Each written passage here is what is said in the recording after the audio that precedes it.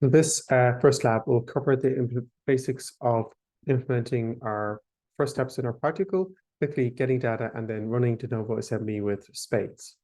So that's what we're going to look at next. For this stage of our work, we're actually going through the steps of our practical. And ideally, you looked at the theoretical background of why we assemble data, different approaches to assembling data at the conceptual level, how we can assemble data using the de Boer graph method, and then the hands-on pen and paper de novo assembly that we can apply, where we can apply de Boer graph assembly, and that this means you can understand the practical better. So if you have particular Illumina or Nanopore or whatever data you have of interest, you'll be able to download that. And we're going to go talk about the steps, how to do that. And then we'll talk in this video about how we can do de novo assembly with spades. The subsequent video will look at how you can evaluate the output with cost. In Lab 2, we'll look at how you can visualize that with Bandage before further evaluation of the assemblies. So that's kind of where we're at. You can access these assemblies in the folder that we'll look at shortly. But remember, if you want to get your own data, it could be in a bio project ID that you use to access that data. You can search for it on the NCBI website and retrieve that information there. Or you may have an accession number that's of interest.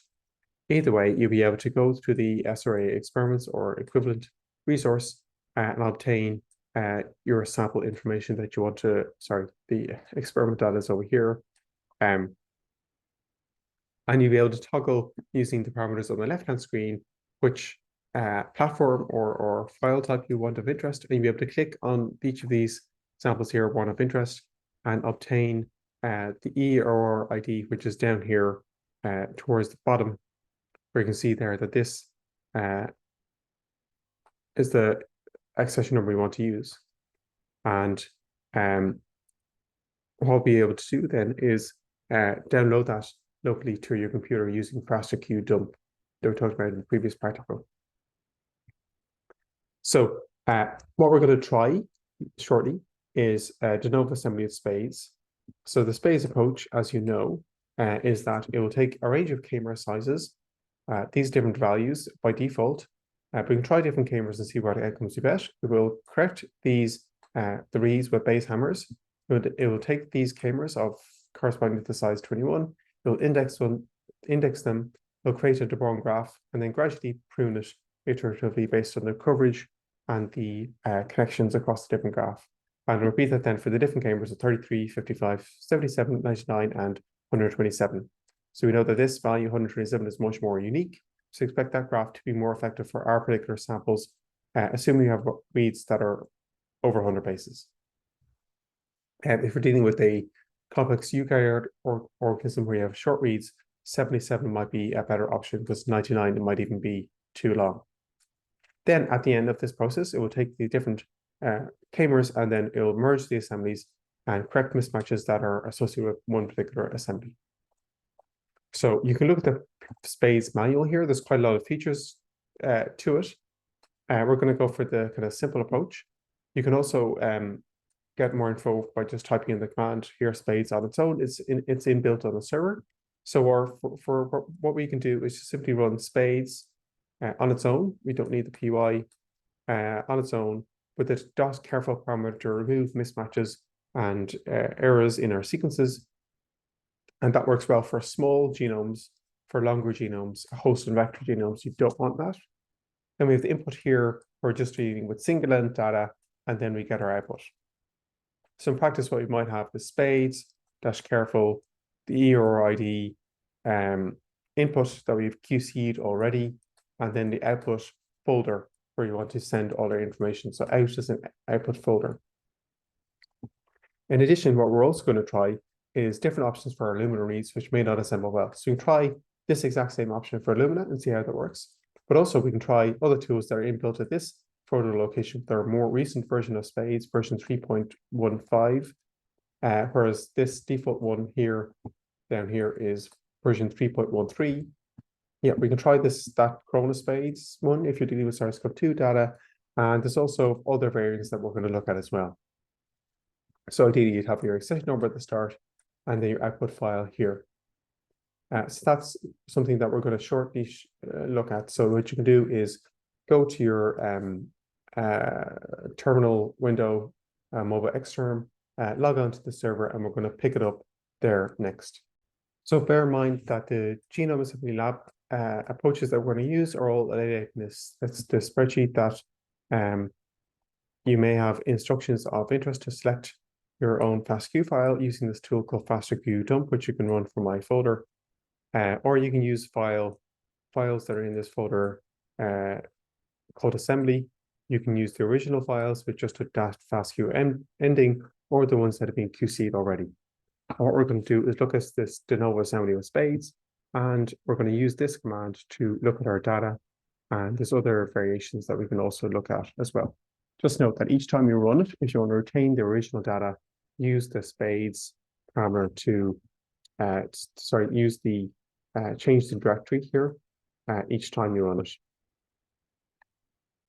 Okay, so we're here, we're going to look at spades parameters. So if we type in spades, we'll see the default spades here has a lot of different features we can look at, and it's version 3.13 that we're looking at. And the central idea is that we're running spades, spades.py, and spades is the same thing. We have our input data and our output folder. So because we're dealing with short reads, we can just simply have the -s for unpaired reads. If you have paired and read data, that's different. You'll need the 1 and the 2 as parameters to denote those two different files. So in our folder, we have a bunch of different libraries. So let's maybe start with a nanopore library, first of all. So I'm just randomly choosing one of these. So our command is spades. And remember, our input in is s in the file, -o, and we're going to call it out1. And then we're going to put in the parameter -careful. So that removes mismatches and potential errors that are inside the reads. You can see that that's, where are we? Just careful to reduce the number of mismatches and short indels in our assembly.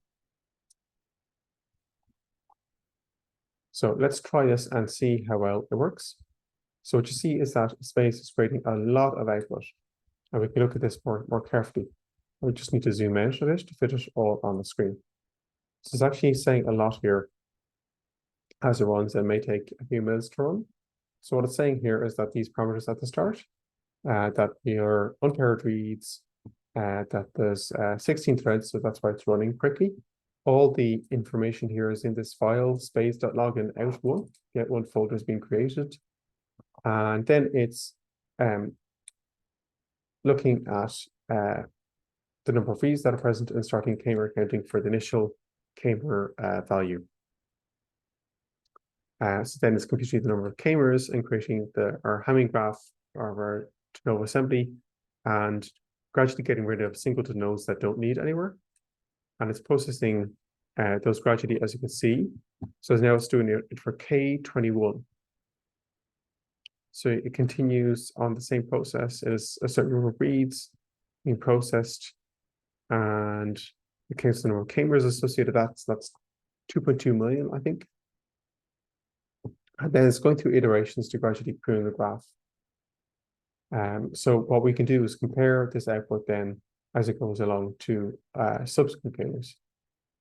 So you can see there, it's looking at the coverage, and you see it average coverage is 379 for k-mer 21. Now for k-mer 33, it has fewer, actually there's more k-mers, 3.3 because they're more unique, 3.3 million, and I'll go through the iterations the same as before. And we see there for k-mer 33, its average coverage is reduced, which we expect. K-mer now of 55. So where do we have the k-mers? 5 million odd, I think. That's going through the iterations like before. And it's constructing the de-Boer graph network and compare them across all these different k-mers to create the best one. So it may take longer at certain stages. So you see there, our coverage now is 289. So that's kind of more consistent with the previous value of 33. So 77, again, it's the same process. 6.4 million k-mers in total. And went through those iterations to try to compress the graph. And now we're just waiting for it to give us the coverage before it goes on to the next k-mer. So you see there, coverage is 241. So it's decreased again. And now we go into k-mer 99. So where are our reads? Those are reads. K-mer's got 7 odd million of reads. And we expect the coverage again to drop further. And note that when it goes on to the next k-mer of 127, that's the final k-mer. So there we go. It's dropped to 189. So you can see the coverage has decreased as you get more unique. So, but that for this kind of viral sequence data, that should mean that more errors are removed. 127 is running now, and we had 8.2 million k-mers. It's gone through the iterations, and then it's just gonna compute that coverage and then look across the different deformed graphs, assemblies for each one, and compare them to identify instances where there's mismatches or inconsistencies among the graph, and go with the one that has typically the highest coverage when reads are mapped to that graph. So yeah, where's the coverage for? Yeah, 152, so that dropped again for 127. And then wrote out the FastG graph or assembly graph to that location. So, and then it's processing the output. So let's go to out1 and we'll zoom in to look at that data. So that's our folder. So this is the typical input, output. So you can see there, if we go inside K127, that folder, we'll see that there's output there, and actually the assembly graph for that exact one is there. So we can go back and grep and count the number of contigs per k-mer output. So look at this the assembly scaffolds.fasta.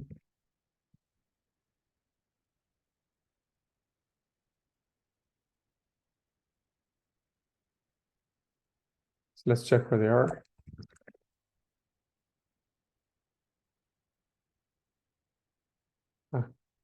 So you can see there we have 16, we think here. But we can just look at the report. We can't. So what we can do is take these, this scaffolds.fasta, and grep that to see how many contigs are there. 16. We can actually look at the header lines to get info on those contigs as well. So you can see there, we've got 16 nodes. They're arbitrarily labeled. One is 27 kb, which is nice. That's the coverage of 127. Then we've got two shorter ones that have similar-ish coverages. But then we have to be careful of nodes where there's coverage of 1 or 2-fold coverage. They suggest that's incorrect. And these other ones here, I'd be quite surprised if they have any information. Those are likely to be erroneous things. So what we can do then is look at the same sample. So we're going to go back. And we're going to look at the same sample without QC. Just to see what happens. We're going to go to out1, no QC. I'm just going to use that inbuilt data, and then we're going to run that and see how it turns out.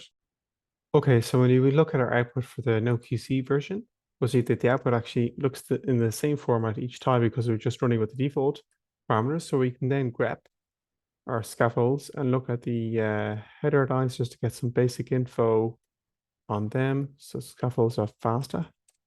So here we actually see without QC, we have contigs that are very, very small.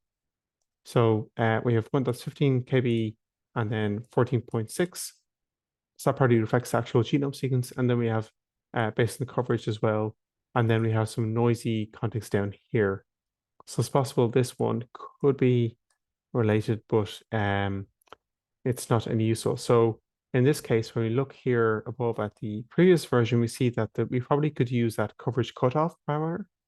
So what we would do then is go back to our command from before, This is the one with no QC. So then we're going to create 12. So we take this command and we go back a directory in spades. So the same commands -careful -s is error with QC. We'll try it with that. I do 60.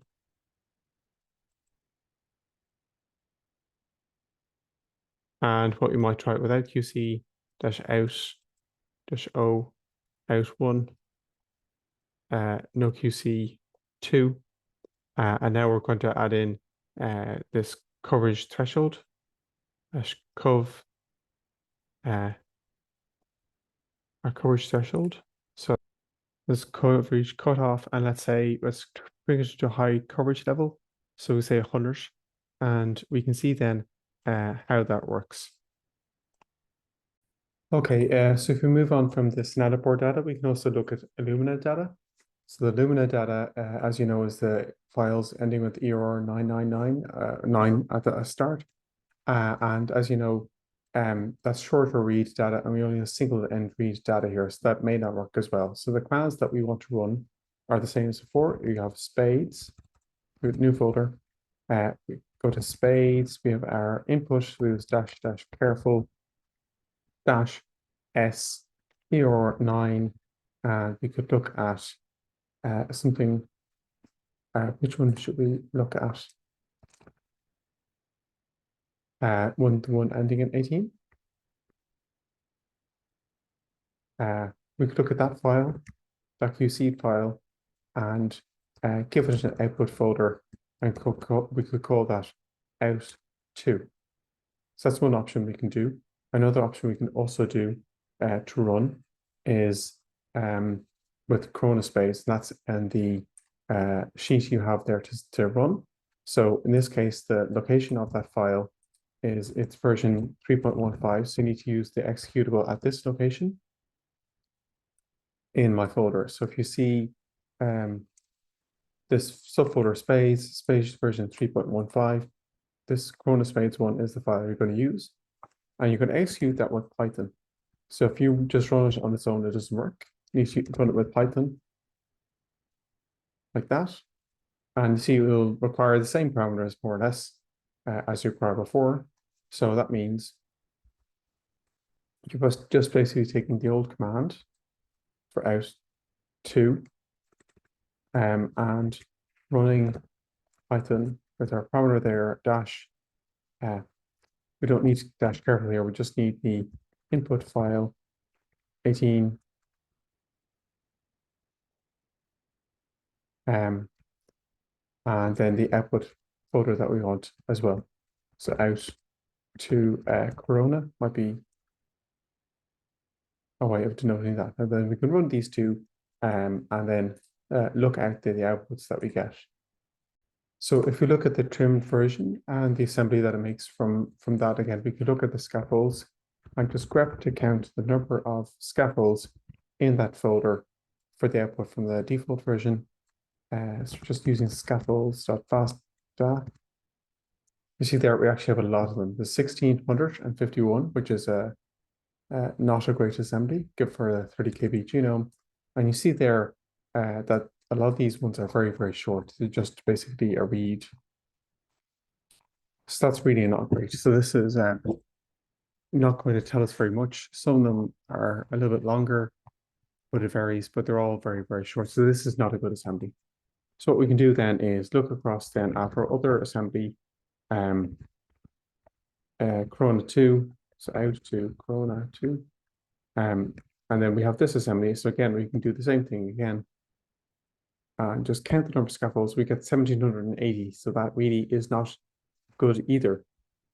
So it looks like this Illumina data has really not assembled very well. So you can see the links there are very, very short, which is not helpful for us in our attempts to assemble this well. So you can see there that the Illumina data has not assembled well, and the nanopore data has not, and the information here based off of Illumina would suggest, because the single end reads, that the reads are just aren't joined up and may have been amplicon sequenced in advance anyway. So in this case, we actually could find that it's not possible to do, or nor wise to do a de novo assembly on this data. However, we can check this as the next step using the tool called Quast. So for the tool called Quast, what we need to do is install this tool called NCBI accession download. So you can use pip to install that. So you type in this command pip install NCBI accession download, and that will install it on our computer. And then we can type in that command to activate that tool, and that will require input of nucleotide or protein, FASTA, GenBank, GFF, and so on. What we're looking for simply is the SARS-CoV-2 reference genome, which is NC045512.2. And what we're going to download is firstly in FASTA format. So we do that, and then we check what's there, which it is. And then we also want it in GenBank format for the annotation. So the GenBank format has the sequence and the annotation together. We run that, and it's downloaded nucleotide by default. So those are present, and then we can use Quast then to assemble these scaffolds, even though they're very poor, but we can still try. And as you know, from your worksheet, we have Quast, we take in the scaffolds, we use -R for the reference, which is a FASTA format, and -G for the GenBank file, given the gene annotation, and out is just our generic output file. So we hit enter, and it will go through that, and it should be pretty quick. And when we do that, when we go into the output file, we should be able to see a variety of different things. So we'll have things like the contract reports and the transpose report, which is good if you've many files.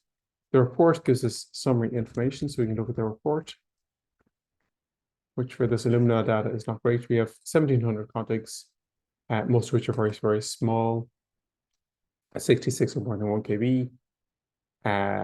We have the largest contig is 2.2 KB, which is very small. GC content is similar to the reference in what we would expect. The N50 is 857 base pairs. That's very small.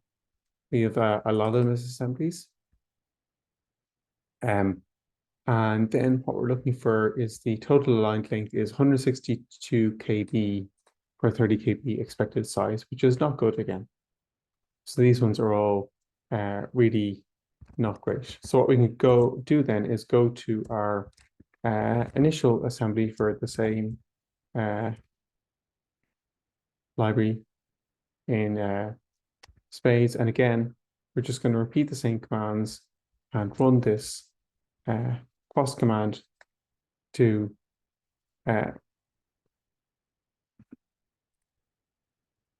we need to download these files,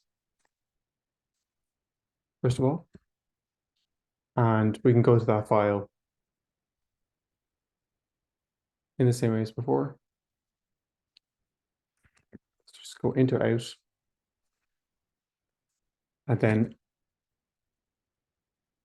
we can see the report again. So here we've got 1,600 contigs. And the GC content is the same, more or less. The total length here is 35 KB, so it's not as bad, but it's definitely longer. There's an excess of contigs, and then the expected length is 30 KB. So you got 103 misassemblies. And we see the total line length is now 34.5 KB, so not as good. So what we can do then is go back to our nanopore file, which was out1, our first assembly. And again, we just repeat the same thing. So we can just run Quast on that. Once we have the reference files.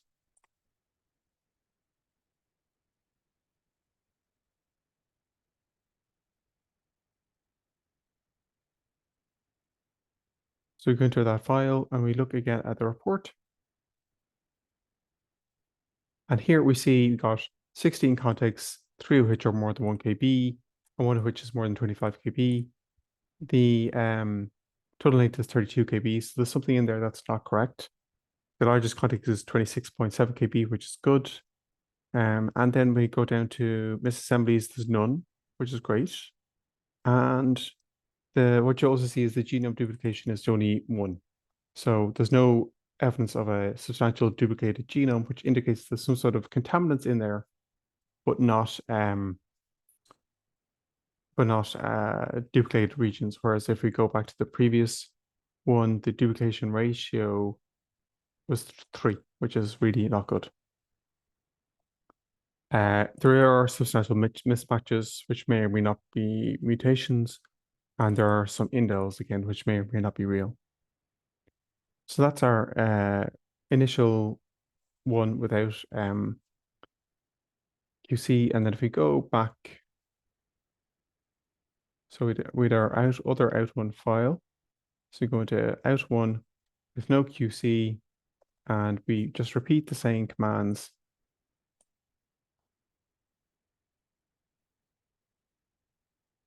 Run crossed. Go into the out file and look at our report once again. There we have 8 contigs, 2 which are more than 10 kb, so it's not as good as the other assembly. The total is 31 kb. The longest contig is only 15 kb. And then the number of misassemblies is 0, which is good. Duplication ratio is low, which is good. And the number of mismatches in indels is actually the same. So the QC'd one has given us a slightly bigger assembly. So it's probably better. So it is a better N50. So what we can do then is Google Chrome and open up the ICRIS report. That's got a summary report containing different pieces of information. So this will open up in a new window and be able to view our output on that portal. So it might take a minute to load. So we're just going to switch our screen.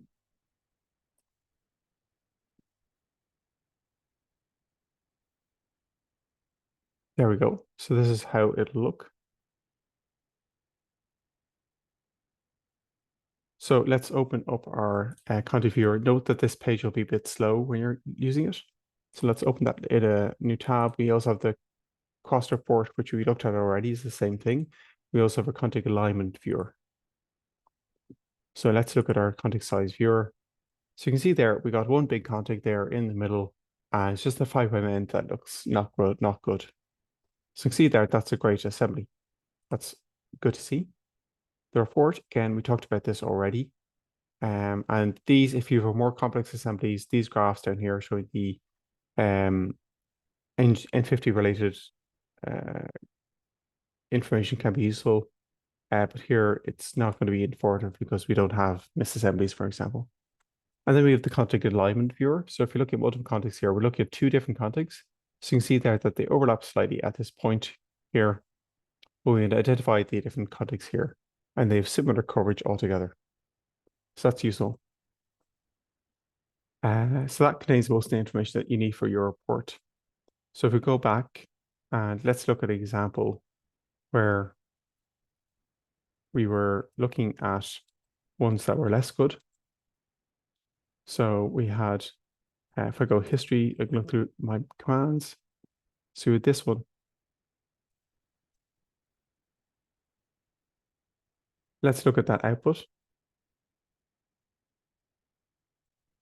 So we're going to open that now. Look at the ICRIS, all the files are the same name. And what we can do is open that report and in the same way, just have a look at it and see how they're different. So I looked at the report already and that has just the same info. And if we look at the context size viewer, first of all, you can see there we have a large number of contexts. So this is the zoomed out panel on the bottom. You see there's a lot of different contexts there and they're all misassembled, which is not good. We have the zoomed in part at the top. So you can see there's different contexts, all of which are about 150-ish base pairs. So if we go back to the slides, this kind of captures it. Well, you can see there an example where for a different library for the Lumina data, it really did not assemble well. So this is the context size viewer. And then we can also go back to the context alignment viewer. Again, you see the misassembled regions, and the misassembled regions are shown by the red dots at the bottom. So this corresponds to, 13, this one and this one. and this one here. And then we can also see that if we look at this same sample, 133, for its information that the quality is not good. So remember, the commands to get here are detailed in the practical output. If you go to the part on Quast, you'll be able to see these commands, the pip install ncbi download, and how you can use that command to download the file you want in the format that you want as well. And vice versa for the command down here, you can run those too. And that means when you install Quast with Conda install, and it streams it from bioconda, Quast will look at the context in its current directory with that reference, which will be in the current directory -g, the Genome file, and it'll output into a new directory called out. So you can go change directory into out and then hit on your report. That's kind of our protocol here. So that kind of brings us to the end of this lab. And in the next one, we're going to look at how we evaluate assemblies and how we run Bandage to look at these plots more carefully.